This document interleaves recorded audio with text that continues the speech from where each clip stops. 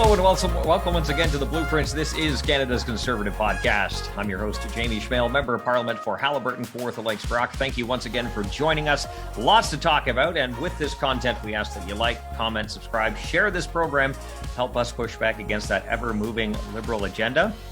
Of course, if you can't watch or listen to it right now, you can download it, listen to it later on platforms like CastBox, iTunes, Google Play, Spotify, you name it. It is out there. Today, Aaron O'Toole announced his new shadow cabinet. You can check out the link at conservative.ca. One of those ministers is coming on the show here today, a familiar face and a good friend of the show, Andrew Scheer, Member of Parliament for Regina, Qu'Appelle. He's also the Shadow Minister for Infrastructure and Communities. Welcome back again. Thanks for joining us.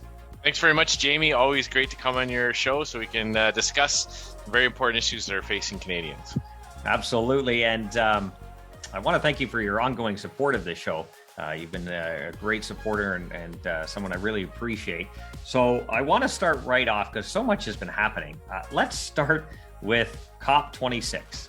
So I'll just read the headlines here. CTV News headline, Trudeau moves on to pledge a cap to oil and gas emissions. And it goes on, capping oil and gas emissions in Canada.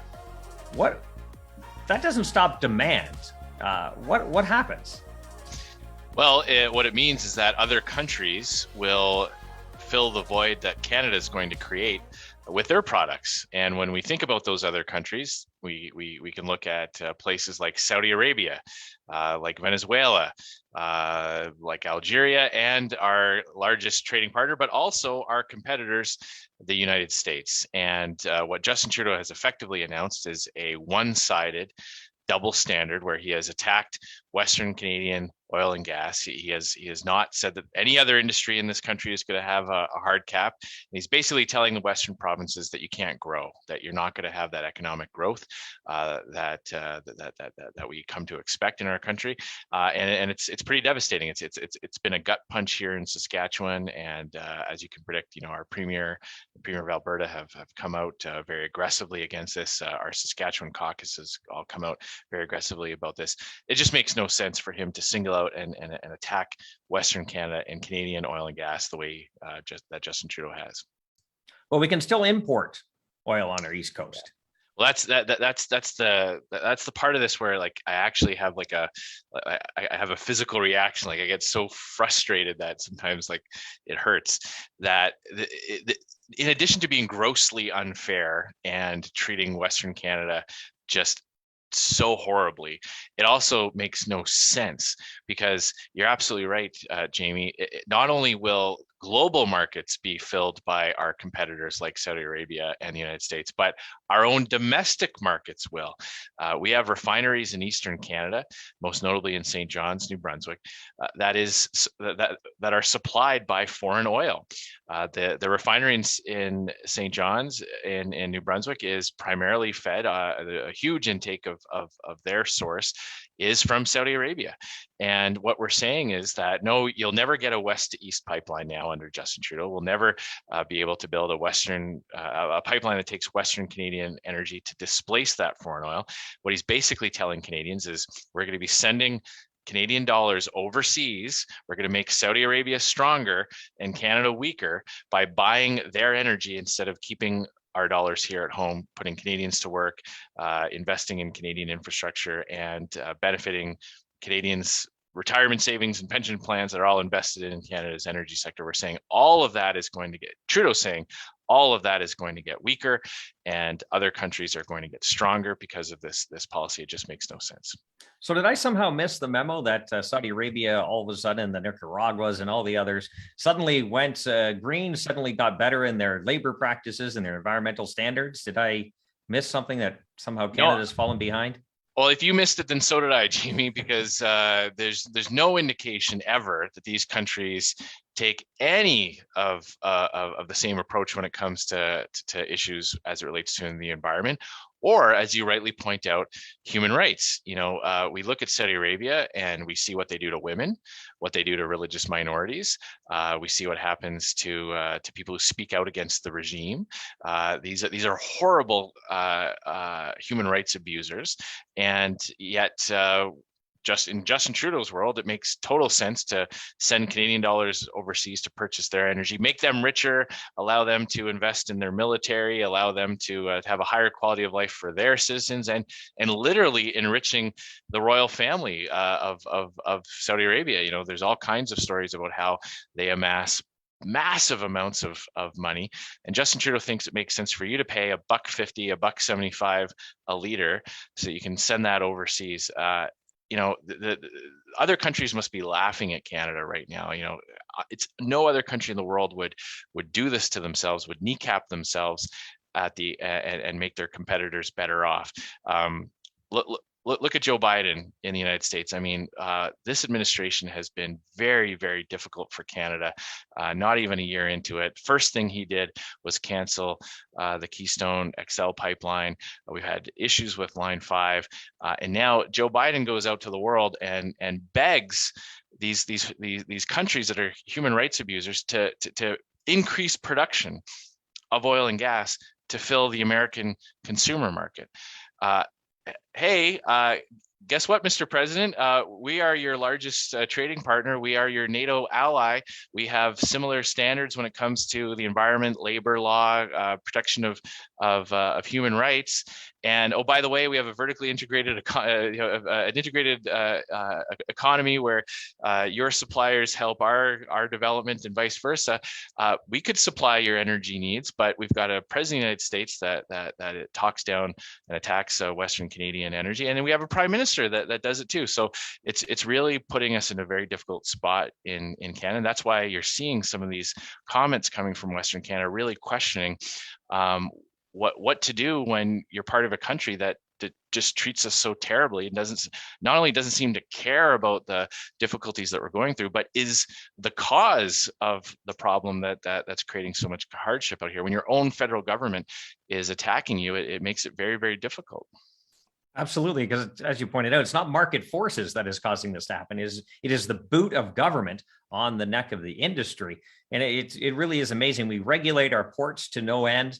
We hamper development in our own country. And not only oil and gas, look at the mining sector, look at lumber. That was having problems prior to COVID.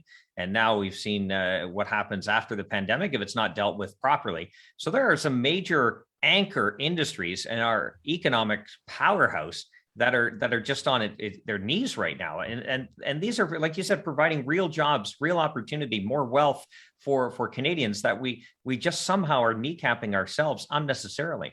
Yeah, you're so right, Jamie. And when we were approaching the environment and natural resources going in the 2019 election, one of the things that really helped guide our environmental policy was the basic understanding of a couple things. First of all, the percentage of greenhouse gas emissions that are there because of human activity. So that's a certain percentage, and then you take the percentage of that Canada contributes, and you start dealing with a percentage of a percentage of a percentage, and looking at that economic cost here in Canada, the misery that some of these draconian measures will cause here at home versus the amount of reductions that will actually be achieved. You have to approach that through that lens. The second thing you have to do is you have to look and see what other countries are doing, because we could shut everything off. Every Canadian could agree that we're going to shut everything off for a month. We're not going to drive. We're not going to heat our homes. We're not going to run our refrigerators. We could shut everything off in Canada, and China's emissions would dwarf us in a matter of weeks. A matter of days. So we have to have that in mind, because a molecule of CO2 doesn't need a passport to travel around the world. And if China is emitting these massive increases in CO2, then for Canada to kneecap ourselves, it won't have any impact. All we're doing is we're going to be displacing, that production is going to leave Canada, where it's held to an environmental standard. We say to countries who are mining or developing oil and gas or manufacturing here, you must adhere to these environmental standards. Well, if we chase them away and we say, hey, great news, Canada's reduced its emissions by so many tons of CO2, say, okay, well, now that production's taking place in China without those environmental standards. And now instead of maybe 10 tons of CO2 on a weekly basis, now it's more like 20. We're actually worse off. So our approach was to combat global emissions and to start to say, what can Canada do here? If we took a unit of production away from China as it relates to, for example, aluminum, our aluminum industries in Quebec and in other places, they have access to clean hydropower. So the CO2 emissions for producing a ton of aluminum is much, much lower in Canada. In China, they run their electricity off of coal-powered electrical plants. So we can actually lower emissions by producing more here. The global levels would be reduced. Canadian emissions would our own domestic policy can leverage our clout to lower those global emissions. But unfortunately, Justin Trudeau is ideologically bent. This is like this government is like an NDP campus club at a university, in power. Just don't bother them with the facts. Just all the stuff that works on paper that never works anytime it's been tried. This is what they're actually doing, and it's pretty scary. We can laugh and we can make jokes about it a little bit, but it's a little bit of gallows humor here in Saskatchewan, because we see the impact. We see the layoffs. We see the steel plant here in Regina being basically idle for the past few months, and it's sad, and it's affecting people's lives and livelihoods. And we've got a prime minister who just keeps putting salt in the wounds. Absolutely. And when you see article after article talking about price increases for oil and gas, when you're seeing warnings about shortages this winter, when people might actually have real problems heating their homes in the dead of winter, that is very concerning. But yet, as you pointed out, we have the supply here. Why rely on others? It just makes no sense. I can't figure it out either. Yeah. We had a proposal. We had a proposal a few years ago for Energy East, and Energy East would have brought Western Canadian energy to Eastern Canadian refineries. It would have created jobs and opportunities all across the way. Now, the project proponent pulled out. Why? Well, because Justin Trudeau rigged the system. The approvals process was changed to force the pipeline proponent to account for all upstream and downstream emissions. And basically what that means is that any amount of CO2 that gets emitted in the extraction of the oil and gas, or any of the CO2 that's emitted after the product reaches the refinery, has to be accounted in the pipeline. No other industry in Canada is faced for that. The auto sector, the manufacturing plants in Ontario don't have to account for the CO2 that's caused by the creation of the raw materials that go into a vehicle. They certainly don't have to account for the CO2 that vehicle puts into the air after it drives off the lot. This was targeted specifically on our energy sector, specifically to attack Western Canada. No other industry in Canada to face it. So the project proponent pulled out. So as a result, those Eastern Canadian refineries don't have access to Canadian energy. As you pointed out, we have it here. We've got natural gas, we've got conventional oil, we've got oil sands oil, we've got lots of deposits of those types of things. Propane's gone through the roof, gas prices are through the roof, and we have a prime minister that, rather than tackles that, is going to make it worse, and is making, the people he made happy after that announcement in the UK were China, because China doesn't have to sign on to anything, and our economy is going to be tougher to invest in, tougher to attract jobs and growth. So China is a big winner, and as I mentioned, our competitors when it comes to oil and gas, that demand is going to be filled. Now it's not going to be filled by Canadian ethical energy. It's going to be filled by either countries that aren't always aligned with us, some countries that are outright hostile to us, or countries like the United States where we've got a good relationship, but we're also competing very, very, it's a very competitive marketplace right now in North America, because the United States is yes, a friend, yes, a trading partner, but we have to have a compelling reason for people to invest in Canada versus the US. And right now we have a prime minister that's making it harder to invest in Canada. Do you think it's because Justin Trudeau will never feel the effects of this? Like 100%. He's independently wealthy, and there's nothing against his wealth. I'm not picking on that. I'm just saying no matter what he does, taxes go up here, the price of gasoline goes up here. It will never affect what schools his kids go to, or what car he drives, or what house he lives in. He is just above that pricing system. So he just is able to lecture us on everything. Absolutely, Jamie. I mean, it's rules for thee and rules for me. He has this attitude. He's never, remember when he attacked small businesses, this is very telling. He went after small businesses, called them tax cheats, and tried to take away the tools that small businesses use to weather downturns in their economic cycle, to save, to grow, to put a little bit of money away for their own retirement because they don't have pension plans or government guaranteed salaries. When Justin Trudeau attacked all those different types of entrepreneurs and small business owners, he protected. He did not include trust funds. So he's always very careful to make sure that when he's making these public policy changes, that he's protected from it. He called his own family fortune a vast family fortune. We know he's very wealthy, and like you say, there's nothing wrong with having wealth. But when you are protected from the impacts of your policies and you are completely uncaring, when people talk to him, when members of parliament raise issues on behalf of their constituents, and we say hardworking people who don't have lots of money in the bank, who don't have a family fortune, who aren't going to sit on a bunch of inheritance money, they literally cannot put fuel in their vehicle and put food in their fridge. And when he is so uncaring about that, it's because he's protected from that reality. Absolutely, when was the last time you think Justin Trudeau paid for a tank of gas? He wouldn't notice it. The grocery prices could triple and he wouldn't notice. Margaret Thatcher used to famously say, the leader of the country should always know what the cost of a pint of milk is. And it was that kind of connection with real people facing real concerns, everyday concerns, that really helped Margaret Thatcher lead Britain through some very difficult periods and emerge stronger and more powerful and with a better economy and a better quality of life, having those free market principles applied. And she grew up in a grocery store. Her father was a grocer. Justin Trudeau grew up in the spotlight. He inherited a bunch of wealth. He's never had to worry about that. So absolutely, I do think there's a connection between Justin Trudeau being out of touch and pursuing policies that are going to make life miserable for millions of Canadians. All right, let's talk about infrastructure now. I could go on about this for a while because we can talk about how we wanted to incentivize those to develop. Actually, let's talk about this before we move on, because that way it kind of rounds out the conversation. When we talk about technology and innovation, we have very different ideas than the Liberals on that. We want to accelerate that. We want to have rapid innovation by leveling the playing field, stopping barriers to competition, allowing the best product or service to rise to the top. But when you have governments picking winners and losers in certain markets, you have innovation that really slows down to what the government wants. And sometimes they get it right, often they get it wrong, but you really don't improve people's lives in quick order.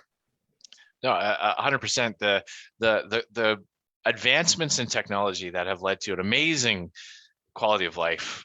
I sometimes remind my kids what life was like when I was young, like in my lifetime, and I can hear my dad talking when I do it and kind of cringe a little bit and say, "Oh my gosh, I'm saying the same things to my dad, back when I was a kid." But my kids asked me the other day why we say hang up the phone, because it makes no sense to them. And where does hang up the phone come from? And I realized, like, oh my gosh, they have never had one of those wall units with a cradle on it. The big cord and everything. Yeah. That's right. So that made me think about, in my lifetime, how far we've come. You can be on the other side of the world, meeting up with a friend, deciding what restaurant you're going to go to. You can be Googling where to eat in a faraway city. And if you're 15 minutes late, you can text your friend, say, "Hey, I'll just missed my subway," or whatever. "I'll be there in 15 minutes. That is new. That is so new in my lifetime. When we were kids traveling, if you missed an appointment, you maybe got a hold of them in the evening and explained it. There's no way to rapidly get a hold of anybody. My point there is that nobody could have predicted the smartphone, the hyperconnectivity, things being stored on the cloud, the ability to pull up a QR code in another country, and all this has happened because of innovation. It's foolish to think that the government can predict these types of things. Companies can't predict it. Individual human beings can't predict it. Nobody can. These things happen because of human ingenuity and because of the principles of the free market system, which is, investing and making a profit and providing a service that people want. So this is a rambly way of saying,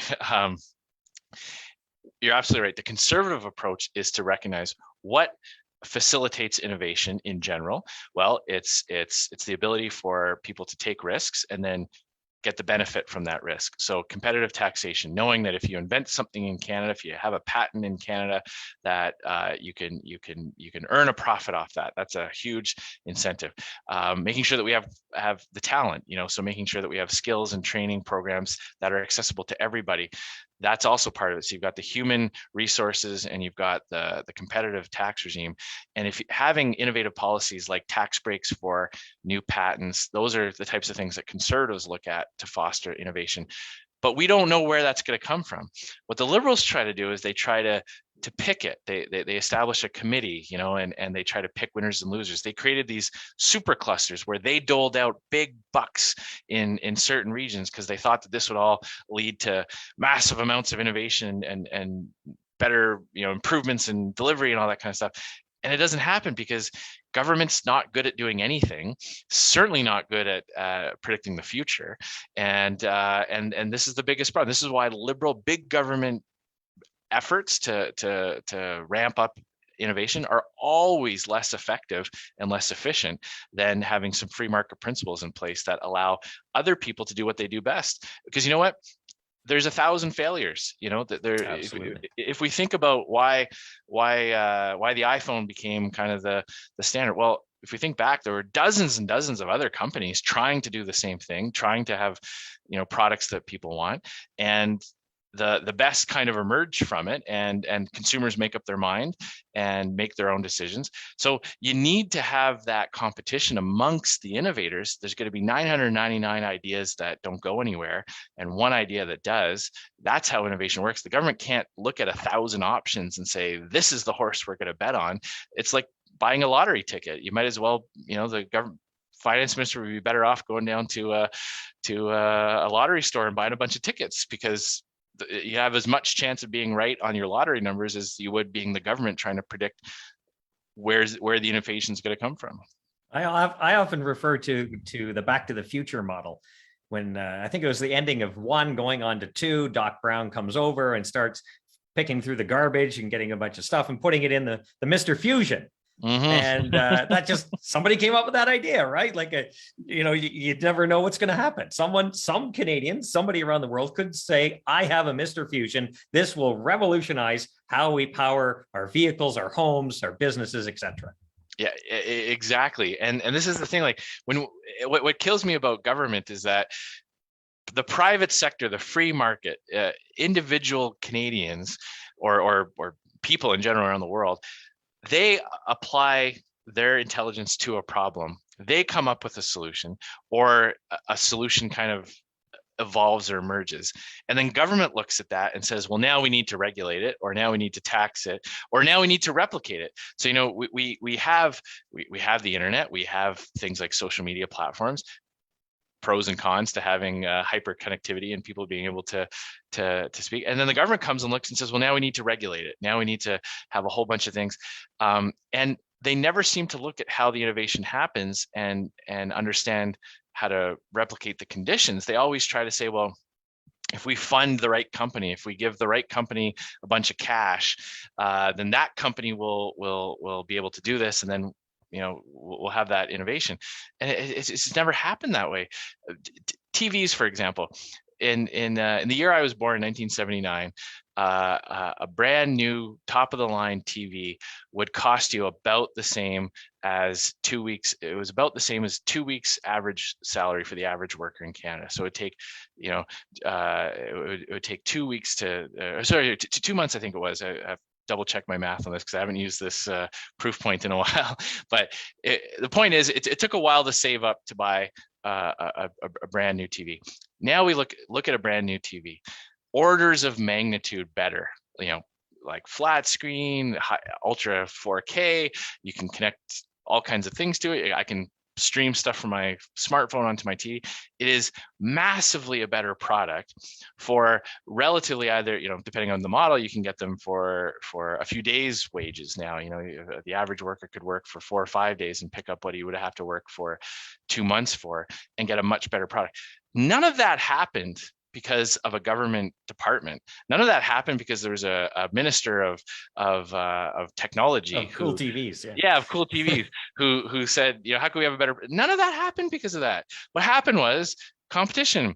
You had certain manufacturers of television wanted to offer a better product than others, so they came up with the remote, or they came up with a way to have a better picture, or they had, and by doing that forced the other companies to say, okay, well, they just came up with a remote, we better have a better remote, or an easier to use remote, or people seem to like this. Yeah, whatever. And then over time, that competition produces a much better product at a much better price, and we all benefit from that, and that's the part of our the Conservative Party's free market principles that is so frustrating, that the mainstream media, that the other political parties just, they ignore. Because it's not like this is theoretical, Jamie. It's not like we're sitting in a poli-sci class 101 or an economics class and we're having a theoretical, esoteric conversation about what might work or what might not work. The empirical evidence looking back at every point in time is, when you have free market principles, you have plenty, you have growth, you have higher standards of living. When you have government control, government intervention, and socialism, you have misery. It's everywhere it's been tried, it's been proven to be true. So it's like, it's frustrating that the next time it'll be right. Yeah, we'll get it right the next time. That wasn't. It was just the wrong people. The super smart people weren't in charge. Well, you must have heard this a lot too. How many times have you heard from really radical left wing people who now more and more are members of the Liberal Party of Canada? Yeah, but they'd say, communism works. Yes. It just hasn't worked in practice. It works in theory, but it just doesn't work in practice. Well, I know of no other theory that, when tested, fails, still gets to call itself a theory.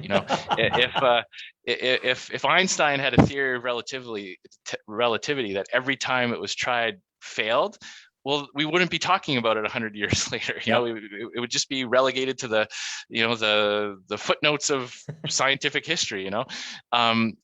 It doesn't work because it doesn't take into account basic human nature, and that's the frustrating part with watching the Liberal governments retry things that have been tried decades and decades and decades throughout our country's history, and every time they're tried, they fail. It's like the people in the government class believe we're all pieces on a chessboard that they can move around because they know how to work our lives better than we do. That's right, exactly. It's extremely frustrating. You know what? I completely ran out of time. I was going to talk about infrastructure. I will maybe end with this. I always give the guests a closing comment, but I will say the funniest, one of the funniest tweets I saw come out of COP21 was your former minister that you were shadowing, Catherine McKenna, who flew to Glasgow, Scotland for that conference, and then immediately took part in a Zoom meeting while she went to a climate conference. I thought she could have probably done that from her living room, but anyway, maybe you could close out quickly, talk about the infrastructure bank and what a horrible failure that is, and again, wasted tax dollars. Here we go. Yeah, I found dealing with the infrastructure bank one of the most, again, very frustrating files for many of the same reasons we've been talking about. It was announced today that I'll be continuing in my role as Shadow Minister for Infrastructure, so I really want to keep digging into this, because this is a massive scandal that's happening in full view. This isn't like normally when opposition parties find out about Liberal scandals, it's usually because of access to information request or because of a whistleblower. This is one that they're actually doing in plain sight. They're making all these announcements publicly. The Canadian Infrastructure Bank was supposed to take some taxpayers' dollars and unleash a whole bunch of private sector dollars to get infrastructure built to the benefit of Canadians. So it was supposed to get roads, bridges, ports developed using private sector money to be able to do more, because there's limited government resources, but you've got bigger pools in the private sector. So good goal, terrible way to do it. The conservative approach of having the P3 model was the effective way that actually got private sector investment into building these types of things. But anyway, we're willing to see where the Canadian Infrastructure Bank went. What they've turned into is a massive corporate welfare machine. This bank, the parliamentary budget officer blew the whistle. Not a single dollar of private sector investment had been committed before the election, certainly not to projects that were underway. And so no private sector money. It's all different levels of government putting money in. And just before the election, they had a number of announcements where they're basically giving cash to already massively profitable companies. So energy sector companies that have billions of dollars worth of cash, of profits, are getting a subsidy now from taxpayers to help them build more projects. So it's completely flipped on its head. It's, instead of getting new infrastructure built to improve our quality of life, they're now underwriting private sector projects where the shareholders and the CEOs and the boards of directors, they all benefit from the taxpayer money. Individual Canadians don't. Not even going into the Asian Infrastructure Bank. Asian Infrastructure Bank, pipelines in China. Asian Infrastructure Bank. Justin Trudeau thought it was a good idea to take $250 million, $250 million of Canadian tax money, and give it to a bank basically controlled by China to build infrastructure projects around that region that allows China to increase its influence. So the infrastructure bank is actually, the Asian Infrastructure Bank is actually helping China expand its influence in that region. And Justin Trudeau has sent your tax dollar to help them do it. And it was announced last year that one of the projects that the Asian Infrastructure Bank was funding was a pipeline project. So he says no to Canadian pipeline projects, cancels and vetoes Energy East and Northern Gateway, throwing thousands of people out of work. But he'll send your tax dollar. Some of those workers whose severance checks got taxed, some of that tax money ended up in a bank in Asia to build projects in other countries and help the Chinese expand its influence. It just, like, if the mainstream media just focused for a few minutes of every day on these types of things, I think Canadians would have a better understanding of just how terrible this Liberal government is. I couldn't agree with you more. I'm going to have you back on the show to talk about this infrastructure bank. That was supposed to be the topic today. Yeah. And we just went on a roll there. It was great. I loved it.